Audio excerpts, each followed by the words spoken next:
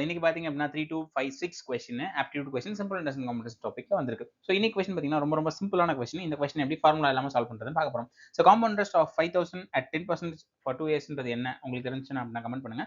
தெரியல அப்படின்னா வெயிட் பண்ணுங்க, நம்ம ஆன்சர் பார்க்கலாம். அதுக்குள்ள வந்துட்டு சப்ஸ்கிரைப் ஃபாலோ பண்ணல அப்படின்னா பண்ணிக்கோங்க.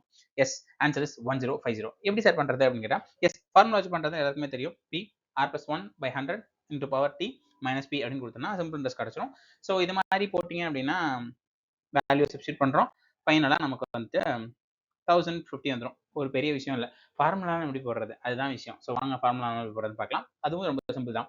எஸ், ஒரு வருஷத்துக்கான காம்பவுண்டர்ஸ்னா என்னன்னா வட்டிக்கு வட்டி, அவ்வளவுதாங்க. மீட்டர் வட்டின்னு சொல்லுவாங்க, அவ்வளவுதான். ஸோ இது எப்படி கண்டுபிடிக்கிறது அப்படின்னு பாத்தீங்க அப்படின்னா, எஸ் ஒரு வருஷத்துக்கு வட்டி எவ்வளோங்க? ஒரு 5000 ரூபாய் வாங்குங்க, அதோட 10% தான் வட்டி. 10% வட்டி அப்படின்னா 500 ரூபாய். ஒரு வருஷத்துக்கு 500 ரூபாய், ரைட்டு. வட்டிக்கு வட்டி அப்படின்னா என்ன அர்த்தம்?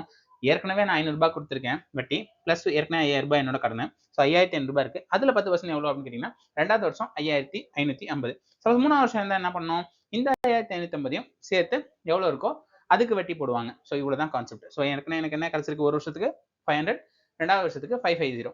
ஸோ இது ரெண்டையும் சேர்த்தீங்க அப்படின்னா 1050. நம்மளோட ஆன்சர் வந்துருச்சு. இவ்வளவு ஃபார்முலா வச்சு ஸ்கொயர் பண்ணி அதெல்லாம் பண்ண தேவையில்லை, சிம்பிளாவும் போடலாம். ஸோ ஐ ஹோப் உங்களுக்கு புரிஞ்சிருக்கும்னு நினைக்கிறேன். புரிஞ்சது அப்படின்னா லைக் பண்ணுங்க அண்ட் கமெண்ட் பண்ணுங்க, சப்ஸ்கிரைப் பண்ணுங்க அண்ட் மறக்காம ஷேர் பண்ணுங்க உங்க ஃப்ரெண்ட்ஸோட. தேங்க்யூ.